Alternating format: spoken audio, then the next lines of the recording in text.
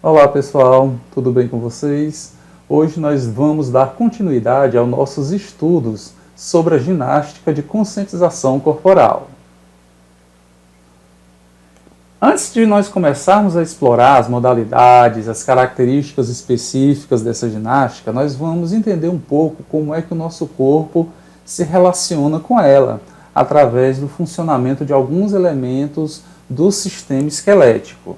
A ginástica de conscientização corporal, ela é repleta de diversos movimentos e que, se nós tivermos um bom conhecimento do nosso corpo, nós vamos poder entender melhor o efeito e os benefícios desses movimentos para nós. Antes de começar a explorar o sistema esquelético, nós temos que entender como ele é composto. O sistema esquelético é constituído pelos ossos, cartilagens, além dos ligamentos e tendões. O sistema esquelético ele vai ser responsável por sustentar e dar forma ao corpo. E ele também vai proteger os órgãos internos e atua em conjunto com os sistemas muscular e articular para permitir o nosso movimento corporal. Outras funções são a produção de células sanguíneas na medula óssea e o armazenamento de sais minerais como o cálcio. O osso ele é uma estrutura viva, muito resistente e dinâmica, pois tem capacidade de se regenerar quando sofre uma fratura. Quem aí já fraturou um braço ou alguma outra parte do corpo, sabe que com um certo tempo, dependendo do grau da fratura, esse osso ele vai se regenerar, provando que ele é uma estrutura viva. Caso contrário, você sofreria uma fratura e ficaria com aquele osso partido pelo resto da vida. Aqui nós vamos explorar a estrutura óssea. Ela é constituída de diversos tipos de tecido conjuntivo. O tecido denso, o ósseo, o adiposo, o cartilaginoso e o sanguíneo, além do tecido nervoso, que vai se ligar a estes. Nesta parte, nós vamos ver a estrutura dos ossos. Os ossos são formados por diversas camadas. A mais superficial é o periósteo. Ela é uma camada fina e fibrosa que envolve o osso, exceto nas regiões de articulação, que são as chamadas epífises. É no periósteo que estão inseridos os músculos e os tendões, justamente por ele ser a camada mais superficial do osso. Após o periósteo, nós temos o osso compacto. Ele é composto de cálcio, fósforo e fibras de colágeno que lhe dão a resistência. É a parte mais rígida do osso, formada por pequenos canais em que circulam os nervos e vasos. Entre estes canais estão os espaços onde encontram os osteócitos, que nós vamos ver posteriormente. Logo em seguida, nós temos o osso esponjoso. É o tecido ósseo esponjoso, uma camada menos densa. Em alguns ossos, apenas essa estrutura está presente. Você não vai ter a estrutura do osso compacto. E pode conter a medula óssea. O canal medular ele é a cavidade onde se encontra a medula óssea. Geralmente ele está presente nos ossos longos do nosso corpo. A medula óssea. A medula vermelha, ou seja, o tecido sanguíneo, ele vai produzir as células sanguíneas, células do sangue. Mas em alguns ossos a gente não tem a medula vermelha. Nós vamos ter apenas a medula amarela, que é um tipo de tecido adiposo que armazena gordura. Essa armazenagem de gordura ela vai servir para nutrir o próprio osso. Você não tem nesse tipo de osso a produção de células para o sangue. Aqui nós temos uma visão geral do tecido ósseo, pegando, por exemplo, aqui um osso grande do nosso corpo, no caso o maior osso do nosso corpo, o fêmur, onde nós temos aqui justamente na camada externa o periósteo, nós temos uma camada após de osso duro, nós temos o osso esponjoso, uma camada mais externa, nós temos os vasos sanguíneos, a medula óssea amarela, e essa parte mais nessa aqui é a medula óssea vermelha. Nas pontas Essa daqui nós temos a cartilagem articular, que é um outro tecido que vai recobrir as partes dos ossos que formam articulações, ou seja, as juntas do nosso corpo. O esqueleto humano ele é composto por 206 ossos, aproximadamente. Por que aproximadamente? Porque, de acordo com algumas publicações científicas, a gente tem uma pequena variação. Alguns classificam para mais, outros classificam para menos, mas se a gente tirar uma média, vai dar os 206. E esses ossos eles podem ser de diversos tipos, podem ser longos, curtos, planos, suturais, sesamoides ou irregulares. Cada um deles apresenta suas funções próprias e para isso o esqueleto ele é dividido em dois tipos principais, o axial e o apendicular. Aqui nós temos uma visão geral dos principais ossos do corpo humano. Nós temos uma vista aqui, frontal, do esqueleto, e aqui a vista dorsal. Eu posso usar outros termos anatômicos, que eu tenho a vista anterior e a vista posterior. O esqueleto axial, ele é formado pelos ossos que estão na parte central do corpo, ou próximo à linha média, ou seja, a parte mediana, se eu cortasse o corpo ao meio, seria essa linha média no eixo vertical do corpo. Os ossos que compõem o esqueleto axial, eles são os ossos da cabeça, que é formado pelo crânio e os ossos da face, a coluna vertebral e as suas vértebras, o tórax, formado pelas costelas e o externo, e o osso hioide. A nossa cabeça ela é formada por 22 ossos, 14 ossos na nossa face, mais 8 ossos na caixa craniana. E ainda 6 ossos, que são os menores ossos do corpo humano, que compõem o nosso ouvido interno. O crânio ele é extremamente resistente. Seus ossos eles estão intimamente ligados e sem movimentos. Ele é responsável por proteger o cérebro, além de possuir os órgãos do sentido. Interessante observar sobre esses ossos do crânio é que quando eu digo que eles são intimamente ligados, eles estão ali muito próximos, essa ligação ela ocorre com o desenvolvimento do corpo humano. A criança, quando ela nasce, o recém-nascido, os ossos do crânio eles estão separados. Por isso que existe um cuidado muito grande dos pais com a cabeça do bebê recém-nascido. É a chamada moleira. Dependendo de onde você pressione, a pessoa percebe um certo afundamento da cabeça da criança. Esse crânio ele não está completamente formado. Isso tem uma função, existe uma razão de ser.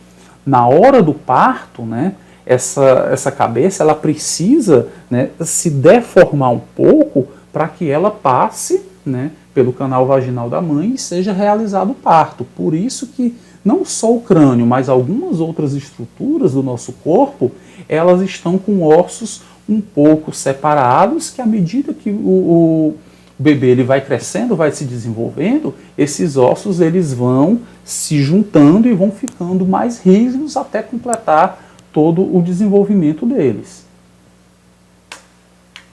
Aqui nós temos uma visão geral dos ossos do crânio e dos ossos da face. Nós podemos explorar um pouquinho aí e ver esses ossos que formam crânio e face. Dá um pause aí no vídeo e dá uma olhadinha em todos eles aí. Ainda continuando no esqueleto axial, nós vamos agora explorar a coluna vertebral. Ela é formada pelas vértebras que são ligadas entre si por articulações que tornam a coluna da gente flexível. Se não fosse essas articulações, que são chamadas de disco intervertebral, nós não teríamos a mobilidade do nosso corpo, para dobrar para um lado, para o outro, abaixar. Seria basicamente como se nós fôssemos um poste. E além disso, a coluna ela vai ter curvaturas que ajudam a equilibrar o corpo. Vão amortecer os choques durante os movimentos. É como se a nossa coluna vertebral junto com outras estruturas também, elas funcionassem como uma suspensão, né? A moto não tem a suspensão, o carro não tem a suspensão, os amortecedores, o nosso corpo ele também vai ter estruturas que vão ter esse mesmo princípio de funcionamento. Então as vértebras elas ficam empilhadas, né, uma sobre a outra, né, formando essa estrutura que é chamada de coluna vertebral. As menores vértebras são as cervicais, que são seguidas pelas torácicas, que têm um tamanho mediano, enquanto as vértebras lombares, localizadas na parte inferior da coluna, elas são maiores. A coluna vertebral ela se estende desde a base do crânio até a extremidade caudal do tronco, ou seja, lá perto do bumbum. As vértebras sacrais elas são fundidas e formam o osso sacro, assim como as vértebras coxígeas que formam o cóccix.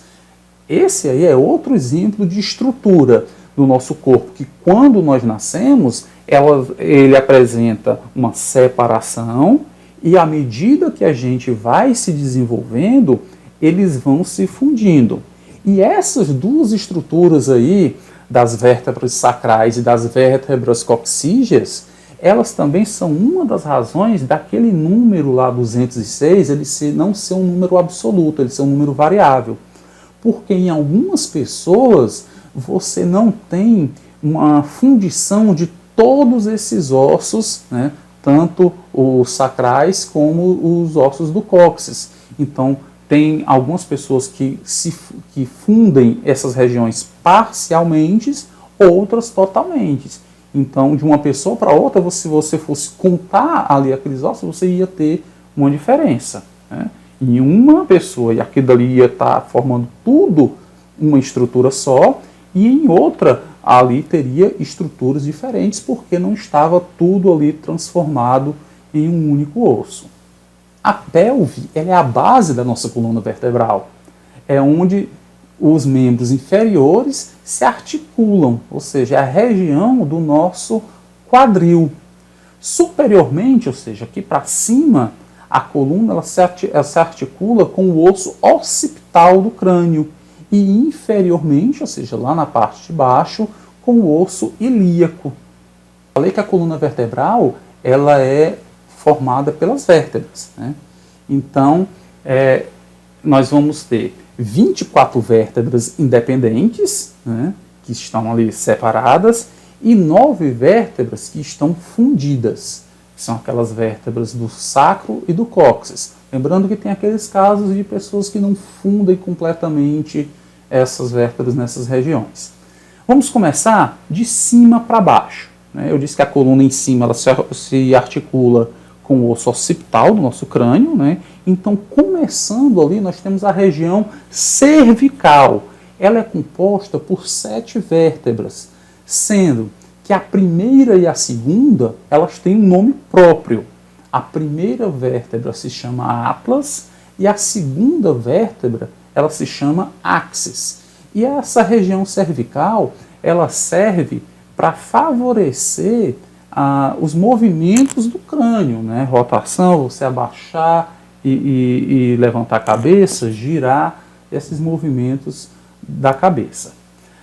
Se você pegar a 7ª vértebra, né, conhecida como C7, atlas e axis tem nome próprio, mas a seguir nós temos só a letra C, identificando que é cervical, e um número.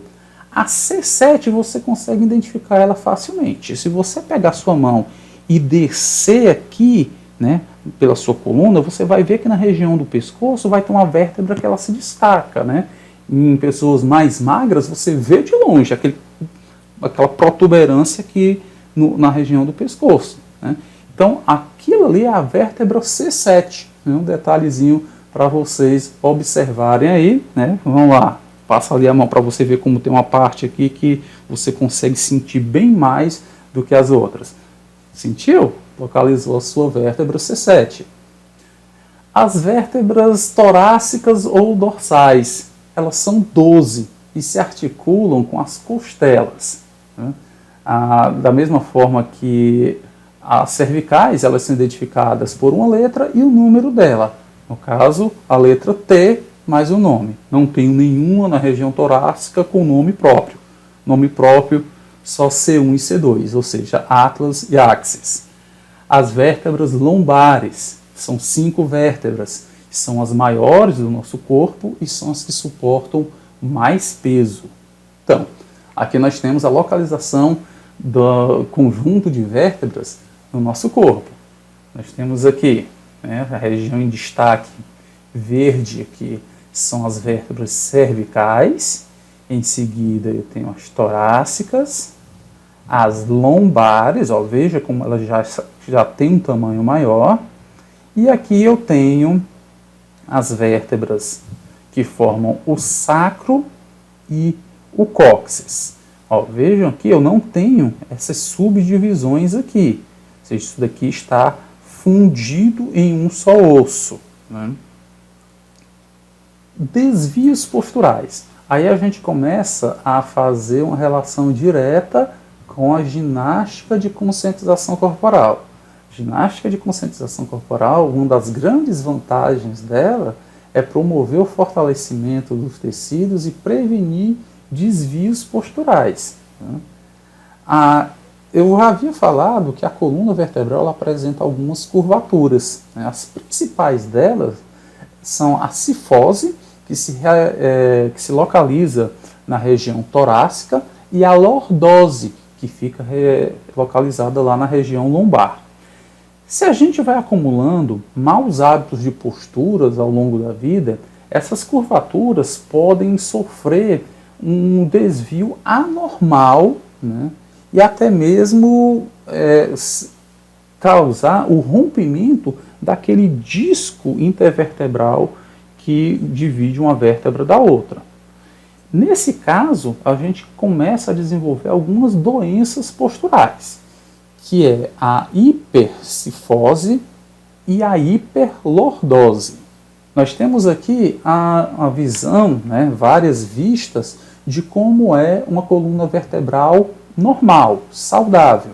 Nós temos uma vista lateral, né? Se você olhasse a pessoa ela de perfil, né, de lado, na coluna vertebral dela você teria, né, essa visão. Você vê que a coluna, ela lateralmente, ela não é reta, ela tem algumas curvaturas. Ou seja, aqui eu tenho a curvatura da cifose, né? Lembra, ó, região torácica, ó, a identificaçãozinha aqui, T1 até T12.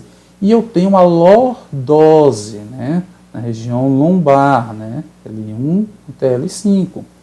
Aqui você tem uma visão, né, da coluna, né, como se eu estivesse por dentro, né, do corpo, né, vendo o corpo de frente, mas diretamente vendo a coluna, e aqui pelas costas.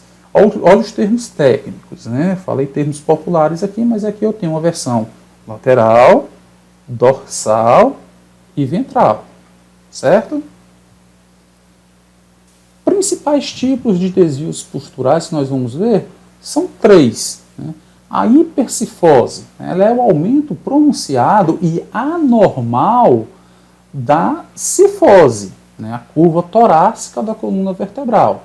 Normalmente ela surge durante a juventude, com hábitos como não se sentar direito, né? Ao invés de se sentar em uma posição mais reta, a pessoa que se senta quase se deitando, né? E também pode aparecer no caso de alguma doença estrutural na coluna. Então esses abusos que começam na juventude, eles vão se acumulando ao longo do tempo. Pode ser que você, na sua infância, na sua adolescência, você não sinta absolutamente nada. Mas quando você chegar numa idade mais avançada, aí você já vai ter sinais, né, dessas doenças. E são doenças que causam dores e causam incômodos muito grandes, né? A característica da hipercifose, né, é a acentuação da curvatura da cifose, e provoca o arqueamento que transforma a pessoa no conhecido corcunda, né? Você tem um grande acentuamento dessa curvatura da cifose. Vejam bem aqui uma coisa, né? A diferença dos termos. A hipercifose, ela é uma doença. A cifose é um quadro normal. Cifose é o nome da curvatura, né, torácica da coluna vertebral. Se eu tenho a hiper, né, ou seja, demais, está curvado demais, aí passa a ser a doença. Olha o exemplo aqui, né? Você já tem uma acentuação muito grande nessa curvatura. Essa curvatura, naturalmente, ela é mais suave, né? Olha aqui, né? Ela é mais suave. Aqui ela está bem acentuada. No corpo humano, né, ela fica, né, dessa forma aqui, né? Ó, mais uma vez, ó, vê como é que está aqui, né, a curvatura acentuada e vê como é a curvatura normal, bem mais suave. A hiperlordose, ela consiste também na acentuação da curvatura, só que dessa vez é a curvatura lombar da lordose, né? E esse aumento excessivo, ele pode causar dores, especialmente durante atividades que exijam esforço ou movimentos repetitivos. Mais uma vez nós vamos ver aqui a curvatura, né? Olha aqui a lombar, a lordose, né? Bem acentuado a curvatura. Vamos ver como é a curvatura natural? Ó, olha a curvatura natural, como é suave. Né? Olha como está acentuado. Olha o resultado aqui no corpo humano, como fica.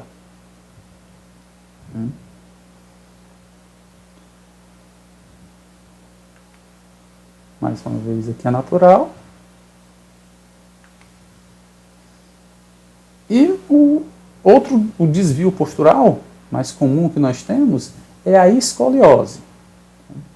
Você vê que existem diferentes sentidos, né? A hipercifose, ela faz uma curvatura para frente, a pessoa fica corcunda. A hiperlordose, ela faz uma curvatura para trás. É aquela questão que diz até que é o bumbum arrebitado, só que é um problema estrutural da coluna, não é nem do bumbum.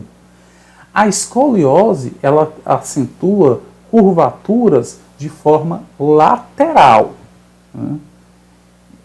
Essa deformidade, ela pode ter várias origens, desde a má postura. Algumas pessoas, elas podem ser naturalmente mais suscetíveis a esse encurvamento, e até durante a puberdade, né, essa fase da adolescência, onde você tem uma fase de crescimento maior, você pode desenvolver escoliose naturalmente ou acentuada por vícios de má postura.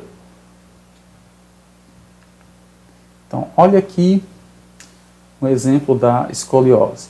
Vê que na vista, né, a escoliose, ela está formando um S, né, que na verdade são 3 tipos de escoliose que a gente tem. Se a curvatura ela forma só para um lado, ela é chamada da escoliose do tipo C, né, porque a coluna ela formaria um C. Se ele forma de um outro lado, né, eu chamo C invertido, ou se ela sofre curvaturas em mais de um sentido, é a escoliose do tipo S. É a pior escoliose que tem essa daqui, porque para corrigir, né, ela precisa endireitar em múltiplos sentidos. No caso de uma escoliose, se fosse só o tipo C, né, você empurraria esse sentido e seria corrigido, né? O C invertido é a mesma coisa, mas aqui não. Eu empurro essa seção aqui, mas essa outra aqui ainda vai estar torta. Olha como representa aqui no corpo humano, como fica uma pessoa com uma escoliose dessa. Vamos ver lá o quadro normal da coluna. Olha a vista da coluna, a vista dorsal da coluna e a vista ventral.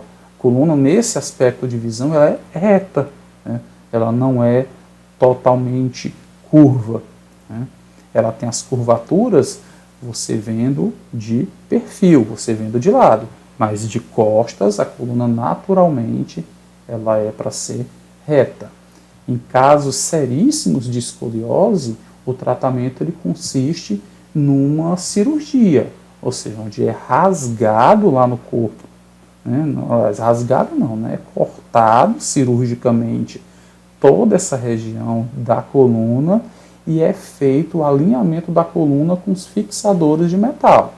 Cirurgia demorada, tanto para fazer quanto para se recuperar.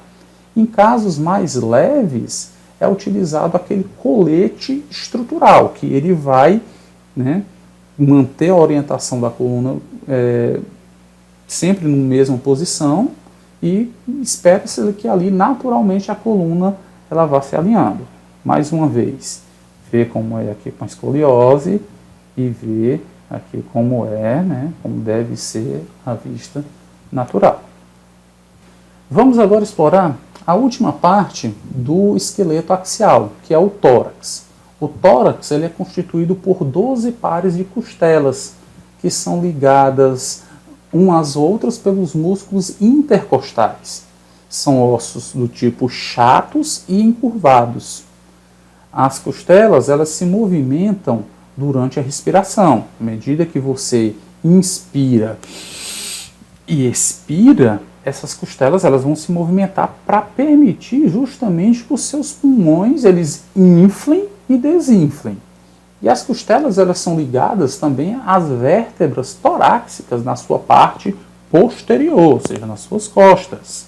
Anteriormente, ou seja, quando a gente está falando anteriormente na anatomia, eu estou falando na parte de cima, né, os 7 primeiros pares de costelas são chamados de costelas verdadeiras, porque elas se ligam diretamente com o osso externo.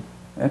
Osso externo, traduzindo para o cearenseis, é a conhecida chitela. Né? Em seguida, nós temos 3 pares, né, de costelas que são chamadas as costelas falsas, porque elas apresentam uma ligação, mas ela não é ligação com osso, é uma ligação feita com tecido cartilaginoso, ou seja, uma falsa ligação. Né? E os 2 últimos pares são chamados de costela flutuante, porque elas não vão ter ligação nenhuma lá com o externo. O interessante dessas costelas flutuantes é que existe uma cirurgia plástica, ou seja, com fins estéticos, né, para afinar a cintura, né, usado muito pelas mulheres.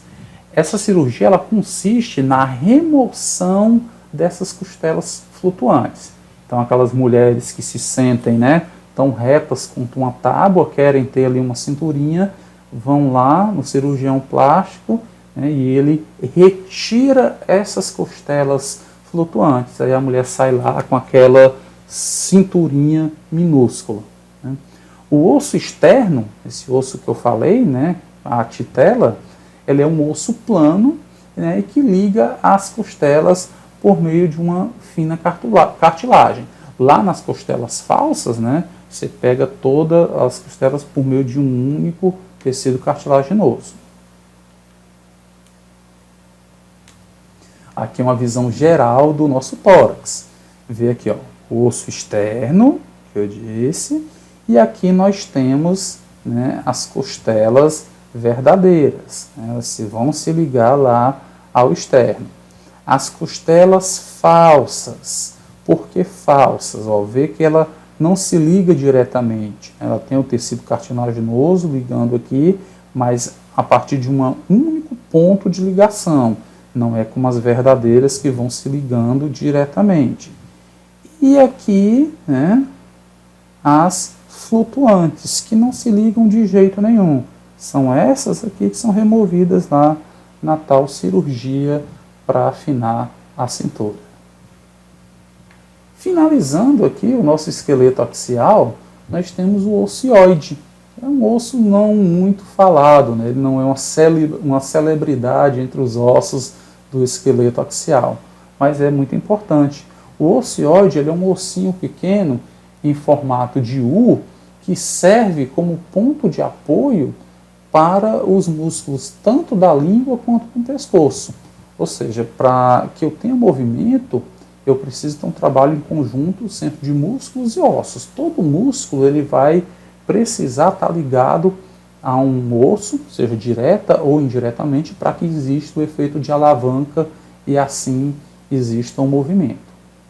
Então, terminamos aqui esta aula, né, explorando as definições do esqueleto, vimos a estrutura óssea e exploramos o sistema esquelético no esqueleto axial, conhecendo também alguns problemas na coluna vertebral causados por desvios posturais. Até a próxima aula.